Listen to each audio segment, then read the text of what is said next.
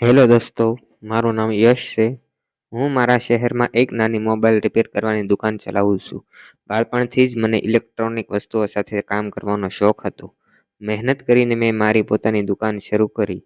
મારી દુનિયા, દુકાન, પરિવાર અને થોડા મિત્રો સુધી સીમિત હતી. એક દિવસ બપોરના સમયે એક યુવતી મારી દુકાનમાં આવી. તેના હાથમાં એક મોબાઈલ હતો જે અચાનક બંધ થઈ ગયો હતો.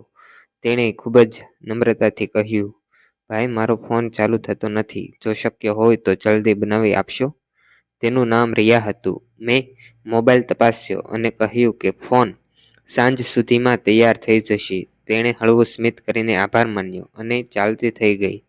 સાંજે જ્યારે રિયા ફોન લેવા આવી ત્યારે મેં તેનો મોબાઈલ સંપૂર્ણ રીતે ઠીક કરીને આપ્યો. તેણે ખુશ થઈને કહ્યું, મને લાગતું હતું કે નવો ફોન લેવો પડશે, પરંતુ તમે તો મારો ફોન બચાવી લીધો. મેં હસીને કહ્યું, ફોનમાં હજુ ઘણું જીવન બાકી હતું. તે દિવસ પછી રિયા ક્યારેક દુકાન પાસેથી પસાર થતી ત્યારે હસીને નમસ્તે કહેતી. ધીમે ધીમે અમારી વચ્ચે સામાન્ય વાતચીત શરૂ થઈ. એક દિવસ તેને નવા મોબાઈલ વિશે સલાહ જોઈતી હતી. મેં તેને મોંઘો ફોન લેવાની જગ્યાએ તેની જરૂરિયાત મુજબ યોગ્ય ફોન પસંદ કરવામાં મદદ કરી. તેને મારી નિષ્ઠા ખૂબ ગમી.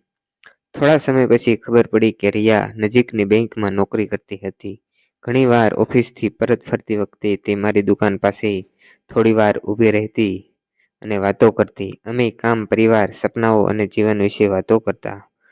સમય જતાં અમારી મિત્રતા વધુ ગાઢ બનતી ગઈ. જો એક દિવસ પણ રિયા ન આવે તો મને તેની ખોટ અનુભવતી. છતાં હું મારા દિલની વાત કહી શકતો નહોતો.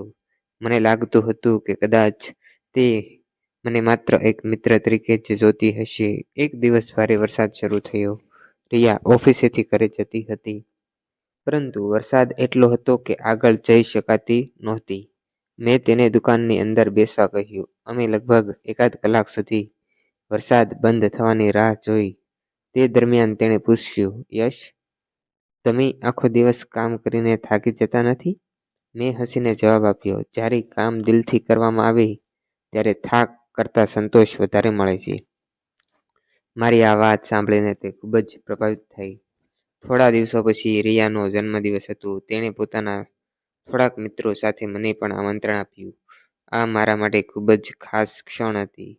ત્યાં મેં પહેલીવાર તેના પરિવારને મળ્યો. તેઓ ખૂબ જ સરળ, પ્રેમાળ અને શાંત સ્વભાવના હતા. સમય જતાં મને ખાતરી થઈ ગઈ કે હું રિયાને સાચા દિલથી પ્રેમ કરવા લાગ્યો છું, પરંતુ હું ઉતાવળમાં કોઈ નિર્ણય લેવા માંગતો નહોતો.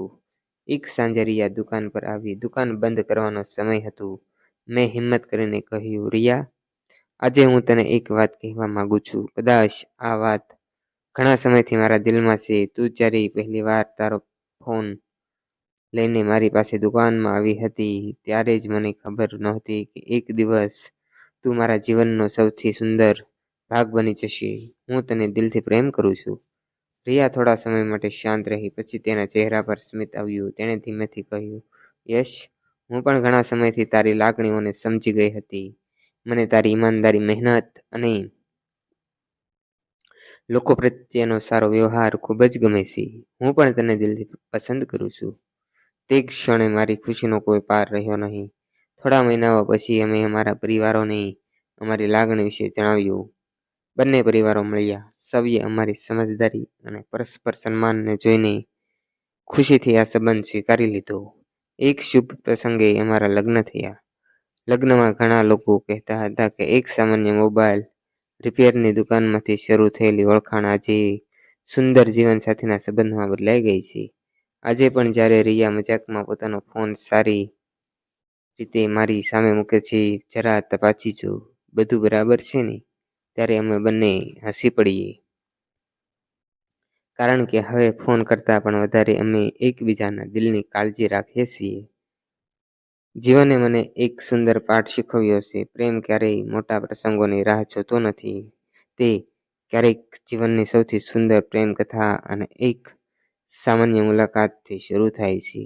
જ્યાં વિશ્વાસ, આદર અને સાચી લાગણી હોય ત્યાં સંબંધ આખી જિંદગી ખુશીઓથી ખીલતો રહે છે. દોસ્તો, જો તમને અમારા લવ સ્ટોરીના વિડીયો ગમતા હોય તો તમે અમારી ચેનલને લાઈક કરો, શેર કરો અને સબસ્ક્રાઈબ કરો.